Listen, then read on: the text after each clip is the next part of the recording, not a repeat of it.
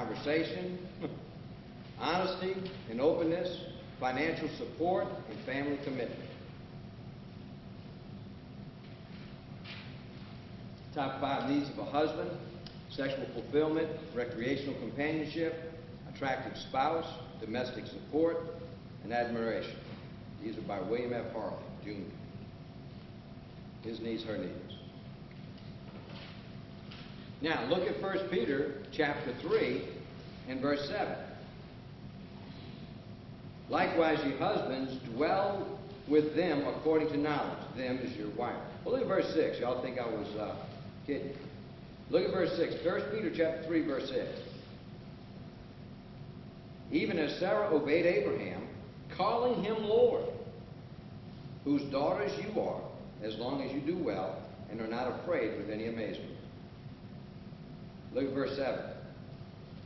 The only parenthetical statement I'd like to say with that is your husband should act like Abraham. That's why she called him Lord. So, and wives, you're to encourage him to be like Abraham, actually like Christ. But look at verse 7. Likewise, ye husbands, dwell with them according to knowledge, giving honor unto the wife as unto a weaker vessel, and as being heirs together of the grace of life, that your prayers be not hindered. So the wife is the weaker vessel. They're not stronger physically, okay, emotionally, okay.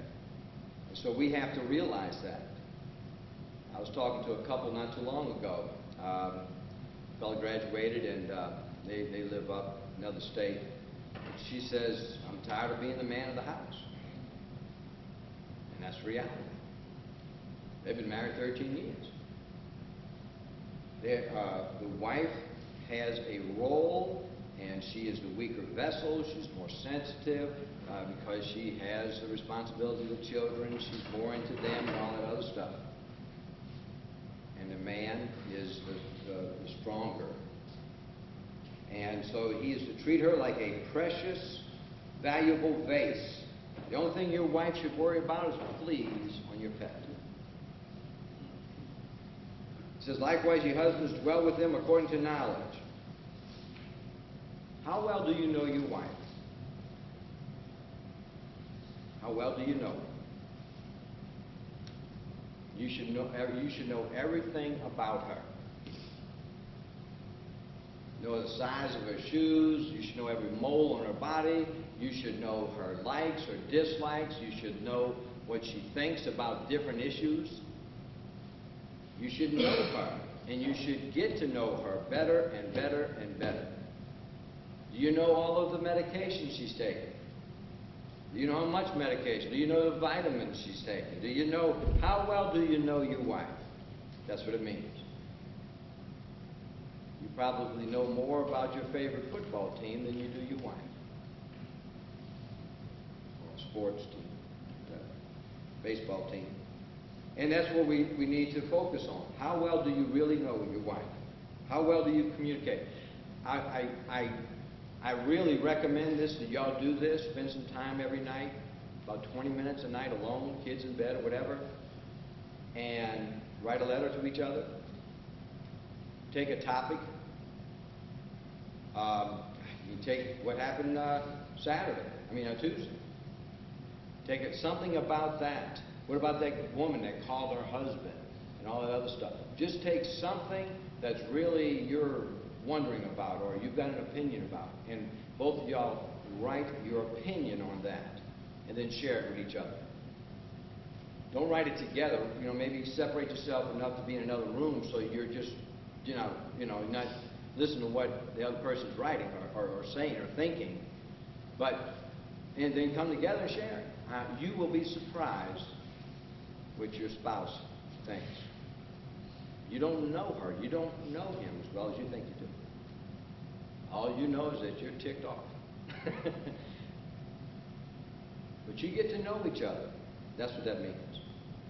And look what else it says there. And being heirs together of the grace of life. My wife and I have done some of the dumbest things. And we've gotten away with it. Like, it's not illegal things, it's just goofy things. We've really messed up some things in our life. But as a couple, God gives you grace to go through life with. And the better you know each other, you're going to experience more grace. It also says that your prayers won't be hindered. See, there's no exaggeration to what Jesus Christ said when the two are married, that you become one. You know, if there's any doubt in your mind, just look at your kids. Okay. So there is a marriage, there is a couple, and you are one in the eyes of God. And there is so much blessing in you guys praying together and being in harmony with each other. And that's what God, that's why your life is the way it is, because of the lack of the priority of your relationships. You put God number one in your life, you put your wife or your husband number two in your life, and take on the position in the marriage that God has spelled out in His Word, and you just cruise on. You'll have struggles, but you'll have the ability to withstand the bumps in the road.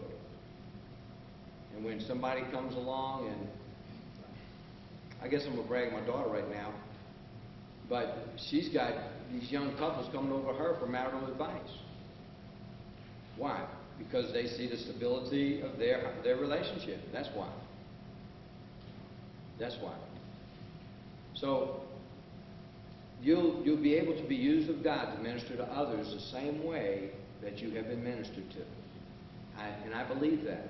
There is no doubt in my mind that us right here are together by mistake. That God has a purpose for this, so that you can understand God's way for our life, how He works, and the dynamics of our marriage, and the dynamics of our relationship with Him in our body, and so that we can minister to others.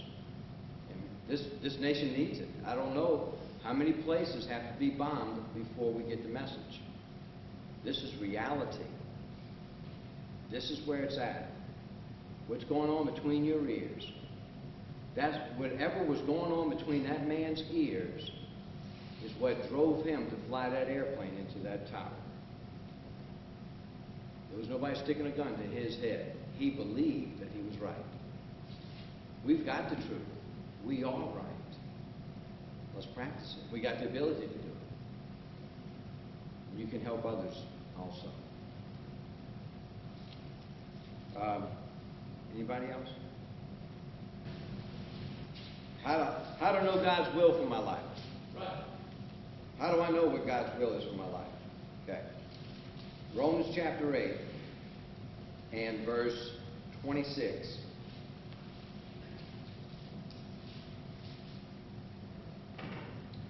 Actually, look at verse 27. And he that searcheth the hearts knoweth what is in the mind of the Spirit, because he maketh intercession for the saints according to the will of God.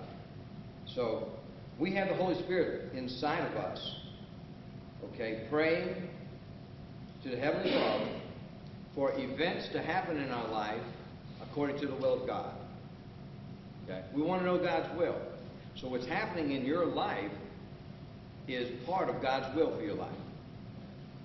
Okay? Now, verse 27, where are we at? What happened? In verse 27,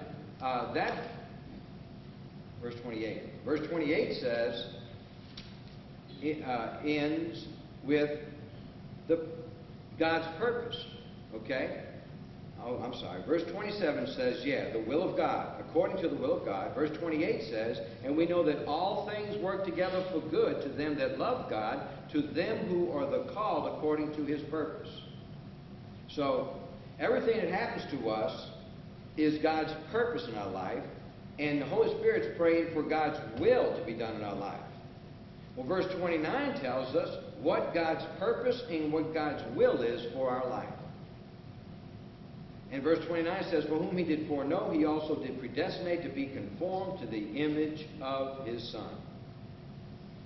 So I'm getting very foundational here. What God's will is for our life and what God's purpose is for our life is for us to be conformed to the image of Jesus.